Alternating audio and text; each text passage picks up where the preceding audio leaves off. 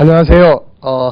전 시간에 이어서 이 시간에는 요한계시록 2장과 3장을 중심으로 해서 교회를 점검하시는 그런 주님의 역사를 우리가 정리해 보도록 그렇게 하겠습니다.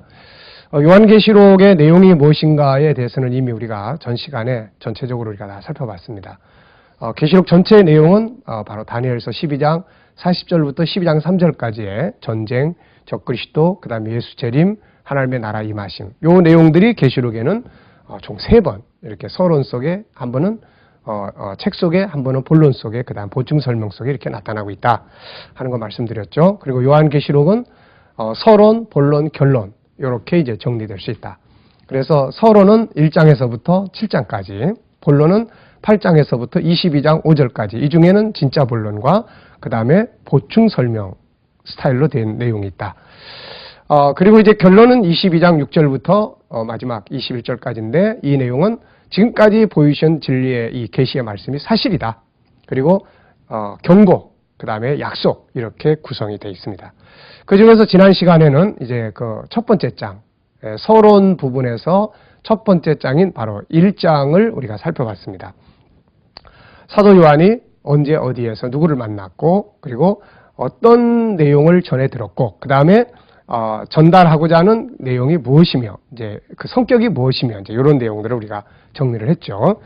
자, 그 중에 이제 맨 마지막 부분에서 예수님께서 네가 본 것, 이거 기록해라. 그 다음에 이제 있는 일 기록해라. 그 다음에 이후에 마땅히 될 일, 장차 될 일을 기록해라. 이렇게 이제 말씀하셨는데, 그 중에 첫 번째 네가 본 것은 바로 주님이 살아계시다는 것. 7 교회, 사도 요한은 사실 예수님이 승천하신 다음에 금방 오실 것으로 생각했지만 오시지 않고, 또 이제 제자들 다 순교당하고 교회는 위기에, 로마의 핍박 아래서 풍전등화와 같이 위기에 처해 있는 이런 상황이었습니다. 이런 상황에서 예수님께서 교회 사이를 운행하시고 주의 종들을 오른손에 붙잡으시고 일하시고 있다고 하는 이 사실을 볼 때 이게 바로 엄청난 큰 힘과 능력이 되게 됐던 것이죠. 지금도 우리 교회들은 바로 이걸 알아야 됩니다. 하나님의 백성들, 주의 종들은 지금도 그분이 죽어서 역사 속에 있는 분이 아니고 하늘 보좌 우편에만 앉아 계신 분이 아니라 교회 사회를 운행하시고 주의 종들을 손에 붙잡으시고 일하고 계시는 분이라는 것, 이것을 우리가 확실하게 기억을 해야 될 줄로 믿습니다. 이 속에 우리의 희망이 있고 능력이 있게 되는 것이죠. 자, 그 다음에 이제 두 번째로 이제 있는 일, 이 부분이 바로 이제 2장과 3장의 내용이 되는 것입니다. 자, 이 부분은 여러분들이 이제 교재 한번 보시기 바랍니다. 교재 178페이지를 보시면 정리를 아주 잘 해놨습니다. 그래서 교재를 잠깐 보시면서 설명을 진행을 하도록 그렇게 하겠습니다. 요한계시록 2장과 3장은 교회에 대한 점검이다. 네, 교재 178페이지에 보십시오. 주님은 장차 될 일, 전쟁이나 환란이나 재림, 그리고 하나님 나라의 영광에 관한 이야기들이죠. 이 모든 것들을 보여주시기 전에 먼저 교회를 이제 점검하시게 되는 거죠. 당시에 물론 수많은 교회들이 있었습니다. 그렇지만은 주님은 그 중에 대표적인 교회들을 이렇게 뽑아가지고 7 교회를 뽑아서 그 중에 장점, 단점들을 지적하심으로써 정말 모범적 교회가 뭐냐, 마지막 때에 다가올 그런 그 적그리스도와의 싸움, 아니면 오늘 현실 속에서 적그리스도적인 그런 가치관과 싸워서 이길 수 있는 교회, 그리고 주님이 언제 오시든지 간에 그의 오심 앞에 부끄럽지 않게 설 수 있는 교회, 하나님의 나라가 임할 때 정말 부끄럽지 않고 쫓겨나지 않고 영광스럽게 그 앞에 설 수 있는 과연 교회, 그 성도들이 될 수 있도록 우리에게 이 말씀들을 통해서 이제 그 모델적 교회를 만들도록 보여주시고 있는 것입니다. 자, 요한계시록의 주제를 붙인다면 우리가 뭐라고 붙일 수 있을까요? 그것은 바로 이기는 자에게 주시는 기업이다, 이렇게 말할 수 있습니다. 사도들이 처음에 설립했던 교회들이 이제 세월이 흘러감에 따라서 이제 로마의 핍박, 또 주변의 여러 가지 그런 상황 변화에 따라서 이제 변질도 되고 또 흔들리고 있는 이런 상황들이 참 많았죠. 그래서 주님은 이러한 교회들에게 너희들 그렇게 하면 안 된다, 정신 차려라, 그런 모습을 가지고는 내 앞에 설 수 없다, 이제 이러시면서 이기는 자가 될 수 있도록 권고하시기 위해서 이 교회들에게 편지를 보내시게 되는 거죠. 이기는 자들이 바로 구원을 받을 수 있다. 물론 믿음으로 구원받는 거지만 마지막 승리의 쟁취는 바로 이기는 자들이 할 수 있는 것이다. 예, 물론 이 신천지에서 이기는 자는 오직 그쪽 자기들 뿐이라고 이야기를 하지만 사실은 그렇지가 않습니다. 이기는 자에 대한 이해도 우리가 바르게 이제 해야 되죠. 그래서 끝까지 믿음을 지키고 승리한 성도들에게 예비된 나라를 기업으로 주시겠다. 이것이 바로 요한계시록의 특징 아니겠습니까? 그렇기 때문에 요한계시록은 싸워야 될 대상만 보여주는 게 아니라 그 대상과 함께 싸워야 될 또 우리 교회들이 정말 준비되지 않으면 안 된다 하는 것을 우리에게 보여주고 있습니다. 사실 이런 시대에 물질 문명이 지배하고 교회가 세속화되고 타락해가고 정말 이런 시대 속에서 이 주님이 소아시아 7교회에 보내신 이 메시지는 정말 오늘 이 시대 우리 교회들이 바르게 새겨드려야 될, 그리고 이 교회들의 모습을 중심으로 기준으로 해서 내 신앙을 점검하고 우리 교회를 점검할 수 있는 그런 시간들로 되어져야 하게 될 것입니다. 자, 그러면 이제 7교회들을 하나씩 우리가 정리를 해보죠. 먼저 이제 에베소 교회입니다. 제일 먼저 우리 에베소 교회. 자, 이 에베소 교회에 나타나신 주님의 모습 한번 2장 1절 한번 다 같이 한번 보죠. 에베소 교회 사자에게 편지하기를 오른손에 7뼈를 붙잡고 7 금촛대 사이에 다니시는 이가 가라사대. 네. 주님이 그 나타나신 모습이 7교회마다 다 틀립니다. 그 7교회마다 다 틀리는데 그 7교회마다 나타나시는 주님의 모습을 딱 보면은 이 교회는 어떤 교회구나 하는 것을 우리가 알 수 있게 되죠. 그래서 에베소 교회에 나타난 모습, 또 서머나교회에 나타난 주님의 모습 다 다릅니다. 그 교회 사정들이 다 다르기 때문이에요. 근데 이 교회는 오른손에 7벼를 붙잡고 7 금촛대 사이로 다니시는 분으로 나타난단 말이죠. 7교회의 사자가 누굽니까? 그 교회를 담당하고 있는 하나님의 사자, 하나님의 종, 주의 종들 아니겠습니까? 자, 주의 종들을 오른손에 붙잡으신 모습으로 나타나고 있다. 그렇다면은 이 교회는 뭔가 주의 종들과 성도들 사이에 어떤 문제가 벌어지고 있다. 이제 그런 것을 우리에게 보여주고 있는 것이죠.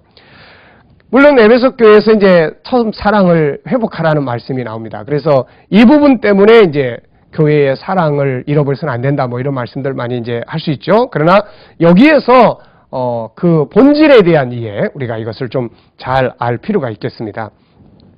자, 이 교회는 일반적인 사랑뿐만 아니라 주의 종들에 대한 사랑과 신뢰, 이걸 잃어버리고 있는 거예요. 주의 종들, 목회자들에 대한 사랑과 신뢰와 또 섬김을 이걸 잃어버리고 있는 거죠. 그래서 주님은 그 교회 사자들을 오른손에 붙들고 계시는 모습으로 보여주심으로써 성도들로 하여금 주의 종들과의 좋은 관계, 주의 종들을 사랑하고 주의 종들을 섬기고 주의 종들을 통해서 하나님의 역사가 이루어져 가기 때문에 정지하지 말고 신뢰하고 동역할 수 있도록 권고하시기 위해서 이런 모습으로 나타나고 있는 것입니다. 왜 이런 상황들이 되는지 조금 더 우리가 구체적인 내용을 이제 한번 정리해 보도록 그렇게 하죠. 자, 먼저 에베소 교회의 사회적 문화적 신앙적 환경, 이 부분 180페이지 아랫부분에 있습니다. 한번 살펴보겠습니다. 자, 에베소는 당대의 문화와 문명의 중심지였다. 소아시아 지방의 정치적, 경제적 수도였다. 이곳은 소아시아 서부 해안에 위치한 항구 도시로 북쪽, 서쪽 그리고 동쪽으로부터 세 개의 큰 도로가 한 곳에서 만나는 무역의 중심지였다. 그래서 이곳은 고대 세계의 허영의 시장으로 알려져 왔다. 종교적으로 에베소는 아데미라고 하는 그 다산의 벌 여신을 숭배하는 그런 중심지였습니다. 그 여신을 숭배하는 신전의 규모는 대리석으로 된 기둥만 120개가 될 정도로 컸고 수천의 남녀 사제들이 신전에 종사하였고 그 여사제 중 많은 사람들이 그 제사 의식에 이제 매움, 그러니까 음란한 행동들로 이제 일하고 있었던 것이죠. 그리고 서기 29년 티베리우스 황제 이후 로마의 지배자인 황제를 경배하기 위한 신전이 또 세워져 있던 곳으로 그들 황제의 예배 중심지가 되기도 했습니다. 지금은 지진으로 폐허가 돼버렸죠. 그래서 다시 복구시켜가지고 관광지로 사람들이 가서 구경을 하는 장소가 됐습니다. 자, 이 에베소 교회는 본래 사도 바울이 설립한 교회죠. 우리가 사도행전 19장을 보면은 사도 바울이 3차 선교 여행을 갔을 때 이 에베소를 중심으로 해서 복음을 전하게 됩니다. 그래서 에베소에서 한 3년 동안 에베소 교회를 아주 건강하게 튼튼하게 말씀으로 잘 양육을 시켰죠. 왜 그런가 하면은 당시에 이 에베소는 이 소아시아에서 아주 중요한 그런 정치 경제적 수도였습니다. 그렇기 때문에 주변에 수많은 사상들이 동서에서 이곳을 흘러 들어왔고 또 이곳에서의 어떤 그 사상과 철학과 이런 것들이 또 이제 로마로 또 세계 속으로 흩어져 가는 바로 그런 중심지였습니다. 그러니까 사도 바울은 이 천국 복음이 그리스도의 복음이 여기서부터 바로 세워지게 된다면은 주변 나라에 이게 확산될 것에 대한 그런 확신을 갖게 되었고 실제로 여기서 이제 은혜 받았던 사람 중에 하나가 이제 그 에바브라가 이제 바로 이 골로새에 가서 복음을 전함으로써 골로새 교회가 탄생하게 되는 그런 역사를 이제 가져오기도 한 것입니다. 자, 그래서 이제 그만큼 이제 중요한 곳이기 때문에 또 한편에서는 이곳에 이제 바깥에서 들어온 그런 잘못된 사상들이 이 에베소 교회 진리를 흐리지 않도록 하기 위해서 바울은 여기에 아주 중요하게 그 사명의 중심을 두고 이제 사역을 했던 거죠. 그러다 보니까 이제 바울은 나중에 이 교회를 떠나면서 여기를 누구에게 맡겼느냐 하면은 디모데에게 맡기게 됩니다. 그래서 디모데가 이곳에서 목회할 때 디모데에게 목회하면서 필요한 그리고 디모데를 왜 거기에 두고 왔는지 이런 내용들을 대해서 기록한 책이 바로 디모데 전서입니다. 그리고 나중에 이제 사도 바울이 순교하기 직전에 보낸 두 번째 편지가 바로 디모데 후서가 되는 것이죠. 그리고 이제 후에는 사도 요한이 이곳에 와서 이제 목회를 이제 하게 됩니다. 그렇기 때문에 이 교회는 바울, 디모데 그리고 사도 요한 이렇게 정통성 있는 진리의 교회로서 성장할 수가 있었던 것이죠. 자, 그러다 보니까 이제 어떤 문제들이 이제 생겼습니까? 이 교회는 이제 아주 훌륭한 점들이 많이 있었고 반면에 그것 때문에 벌어지는 단점들이 생기게 됐다는 거죠. 그래서 여기 훌륭한 점을 먼저 보면은 181페이지, 2페이지를 보시면은 이 에베소 교회가 그렇게 진리의 말씀으로 잘 무장되고 훈련되었기 때문에 어떤 장점이 있었겠습니까? 그것은 여기 보면은 내가 너의 행위와 수고와 너의 인내를 알고 악한 자들을 용납지 아니한 것과 자칭 사도라 하되 아닌 자들을 시험하여 그 거짓된 것을 네가 드러낸 것과 네가 참고 내 이름을 위하여 견디고 게으르지 아니한 것을 내가 안다. 그 다음에 또 하나 타락한 니골라 당의 세속주의 같은 그런 행위들을 미워한다. 나도 이것을 미워한다. 참 이 교회는 좋은 장점들을 가지고 있어요. 우선 진리에 대해서 아주 철저합니다. 진리에 대해서. 그러니까는 다른 이단들이 들어와 가지고서는 들어오면은 다 구분을 하게 되는 거예요. 구분. 그 다음에는 아주 굳은 믿음을 가지고 있어요. 굳은 믿음. 네. 그래서 주의 이름을 배반치 않는다든지 또 어떤 성실하게 진실하게 그리고 행하는 그런 행동이 있는 그런 교회라든지 또 그 다음에는 세속주의 이런 것들을 경계할 줄 아는 아주 그런 그 훌륭한 믿음을 가지고 있습니다. 자, 우리가 오늘날 참 본받았고 싶은 교회가 바로 이런 교회 아닙니까? 지금 우리 많은 성도들이 사실상 또 많은 교회들이 이 이단들이 이야기를 하면 그걸 구분할 줄 아는 게 아니라 오히려 그것을 참 신비하게 듣고 신기롭게 듣고 막 이런 부분들이 있잖아요. 근데 이런 부분들을 가지고 지금 우리 교회들이 성도들이 참 이단들에게 얼마나 많이 미혹을 받고 있습니까? 그런데 이 교회 성도들은 그 부분에 대해서는 확실한 믿음을 가지고 있는 거죠. 그래서 이단들이 들어오면 여기 보면은 그 자칭 사도라 하되 아닌 자들을 시험한다. 네. 그래가지고 그들이 거짓된 것을 드러낼 줄 안다. 이 진리를 분별할 줄 아는 것이죠. 오늘날 많은 교회가 앞서 말씀드린 것처럼 디모데후서 4장 3절 4절에 보면은 때가 이르리니 사람들이 바른 교훈을 받지 아니하고 귀가 가려워서 자기 사욕을 따를 스승을 많이 두고 또 그 귀를 진리에서 허탄한 이야기를 따르리라. 이렇게 지적을 하고 있지 않습니까? 그러다 보니까 지금은 진리냐 아니냐 뭐 이거보다는 뭐 얼마나 재미있느냐 없느냐 얼마나 신비로우냐 뭐 어떤 새로운 지식이 있느냐 사람들은 거기에 관심을 많이 둬요. 이거는 잘못된 겁니다. 이거는 문제가 되는 거죠. 그래서 우리가 과연 그게 올바른 진리냐 아니냐 들고 분별할 수 있는 이런 능력을 갖춰야죠. 그런데 에베소 교회는 바로 이런 능력을 가진 교회였습니다. 왜냐하면은 누가 시작했어요? 바울. 그 다음에 디모데. 그 다음에 사도 요한. 바로 이런 정통 제자들에 의해서 훈련되고 양육된 교회이기 때문에 성도들은 그런 부분에서 아주 확실하게 진리에 설 수가 있게 되었던 것이죠. 자, 그러다 보니까는 여기서 어떤 문제가 발생할 수 있을 것 같습니까? 네. 어떤 문제가 발생할 수 있을 것 같아요? 자, 이런 문제가 생길 수 있겠죠, 이제. 자기들이 알고 있는 진리에 굳게 서고 자부심이 있죠. 우리 교회는 사도들이 세운 교회다. 우리 교회는 사도 요한이 목회하고 있는 교회다. 우리 교회는 바울이 시작한 교회다. 뭐 이런 정통성에 대한 자부심. 그러나 보니까 그 사람들 외에 다른 지도자들이 일하기가 어땠을 것 같습니까? 굉장히 힘들었겠죠. 네. 목사 그러면은 바울 목사님, 뭐 디모데 목사님, 사도 요한 목사님 그만 생각하지. 딴 사람들은 뭐 목회자로 생각지도 않는 이런 어떤 영적 교만함 이런 것들이 있을 수 있는 것이죠. 진리에 대한 부분은 정확한데 이 부분을 다루어 나감에 있어서 자기들의 자신들도 모르게 교만해짐으로 인해서 나중에 온 목회자들이나 자기들보다 나이가 어린 목회자들이나 이런 사람들은 존중할 줄 모르고 그걸 하나하나 이단들을 구분해내는 건 좋은데 그런 잣대를 갖다가 자기들의 지도자를 향해서 목사님 왜 설교가 저래? 또 뭐 왜 저러면 목사님은 왜 말씀이 맨날 이래? 그러가면서 비판하고 뭐 나이도 어리면서 뭐 나보다 못 배우면서 뭐 이렇게 그러다 보니까는 뭐가 빠지게 되냐면은 그들을 사랑하고 존경하고 협력하고 그들을 통해서 은혜를 받아야 되는데 이게 안 되는 거죠, 이게.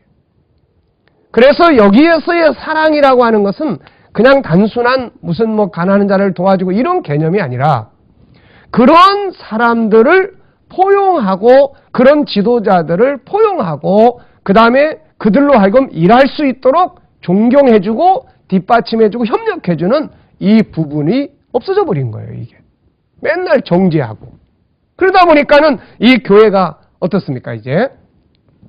교회로서의 계속 발전해 나가야 되는데 주의 종들의 발목을 딱 잡고 그들을 정죄하고 그들을 무시하고 이런 상황이다 보니까 이 교회가 가야 될 사명의 역할을 제대로 하기가 어려워지는 것이죠.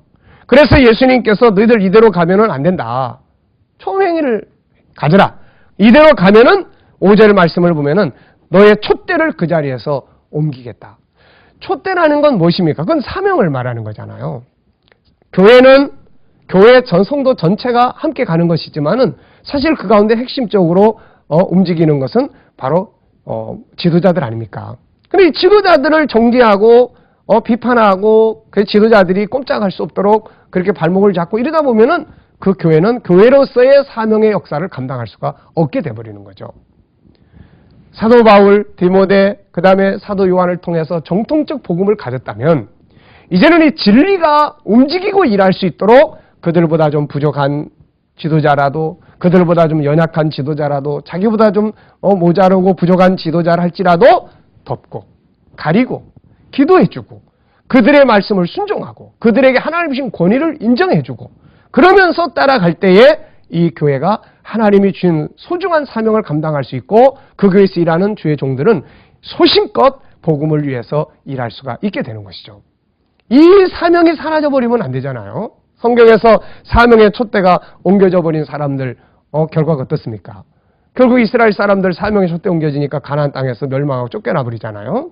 그리고 엘리 제사장직 사명의 촛대가 사무엘에게 넘어가니까 그 가족 완전히 다 망하고 말지 않습니까? 사울이라는 사람 사명의 촛대가 옮겨가 버리니까 다윗에게 옮겨가니까 결국 사울은 하나님의 기름 부음을 받은 자가 마지막 하나님의 그 전쟁터에서 자식들과 함께 죽어버리고 말잖아요. 사명의 촛대는 그만큼 중요한 것입니다. 그래서 예수님께서 이 교회에 나타나실 때의 모습이 무엇입니까? 바로 7별을 오른손에 붙잡으시고 이거 말은 뭐예요? 7별이 누굽니까? 바로 1장 20절에 보면은 7별은 7교회의 사자다. 네. 물론 잘못된 지도자들을 따라가라는 말이 아닙니다. 올바른 하나님의 지도자, 올바른 하나님의 종들이다 그러면은 그들은 하나님의 오른손에 붙들린 자들이다. 하나님의 오른손에 붙잡고 계시는 자다.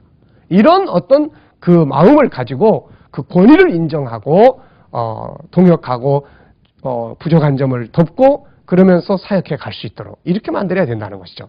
그래서 여기에서 사랑은 일반적인 사랑이 아니라 바로 그런 주의 종들을 향한 하나님의 지도자들을 향한 덮고 이해하고 섬기고 따르고 하는 이런 사랑을 가리키고 있다 하는 것을 우리가 기억해야 되겠습니다. 자, 그래서 예수님께서는 이제 5절에 보면은 어디서 떨어진 것을 생각하고 회개하고 이것을 다시 굳게 잡으라 이렇게 부탁합니다. 그래서 이런 존경심과 사랑의 질서를 가지고 그들을 섬기고 할 때 주의 종들과 성도들이 하나가 돼서 그 교회에 맡기신 사명을 힘차게 감당해 갈 수가 있게 되는 것이죠. 그러면서 주님은 여기에서 약속한 게 있습니다. 그게 뭐냐면은 바로 7절의 말씀입니다. 귀 있는 자는 성령이 교회들에게 하시는 말씀을 들을지어다. 이기는 그에게는 내가 하나님의 낙원에 있는 생명나무의 과실을 주어 먹게 하리라. 이기는 자가 되라. 비록 그것이 쉽지 않은 싸움이겠지만 그러나 그것을 잘 극복하고 이겨서 정말로 하나님의 사자들을 존경하고 그들을 통해서 은혜 받고 그들과 함께 하나님의 뜻을 이루어갈 수 있도록 협력하는 이것이 나보다 어린 사람 쉽지 않아요. 나보다 부족한 사람 쉽지 않습니다.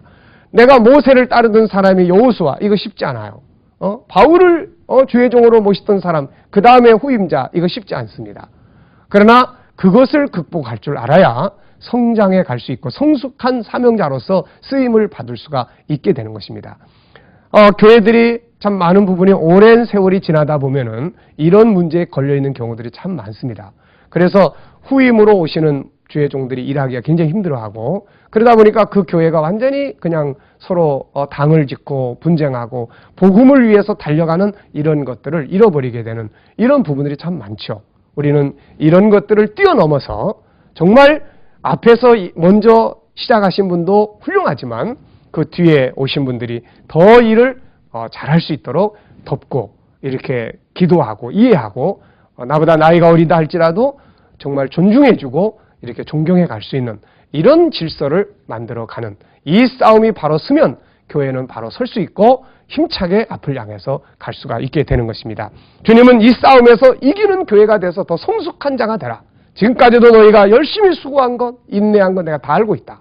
주님 다 알고 계시는 거예요. 모르는 게 아닙니다. 그렇지만은 그 부분 너희들이 잘하지 못하면 이게 다 헛일이라는 거죠. 사명의 촛대, 이 교회, 여러분들의 교회에 맡기신 사명의 촛대를 주님이 옮겨버린다면 그 교회는 이걸 맛을 잃어버린 소금처럼 됩니다. 인간 냄새만 나게 되고 맨날 서로 싸우고 분쟁하는 것만 있게 되고 이게 교회 모습이 될 수 없잖아요. 자, 우리는 바로 그런 싸움에서 잘 극복하고 뛰어넘어서 더 성숙한 교회들을 이루어서 이 시대의 이 인본주의적 가치관과 싸워서 이기는 교회로 그리고 다가올 하나님의 나라를 준비할 수 있는 교회로 정말 멋진 교회로 준비될 수 있는 그래서 여기 약속하신 대로 이기는 자는 하나님의 낙원에 있는 하나님 나라의 영광에 참여하는데 부족함이 없도록 이제 그런 교회가 되어야 할 줄로 믿습니다. 에베소 교회의 장점과 단점 여러분들 잘 기억하시고 바로 이 장점은 잘 살리시고 단점은 바꾸셔 정말 주님이 기뻐하시는 그런 승리할 수 있는 교회로 발전해 나갈 수 있어야 될 줄로 믿습니다. 이 시간 강의는 여기서 마치겠습니다. 수고하셨습니다. 감사합니다.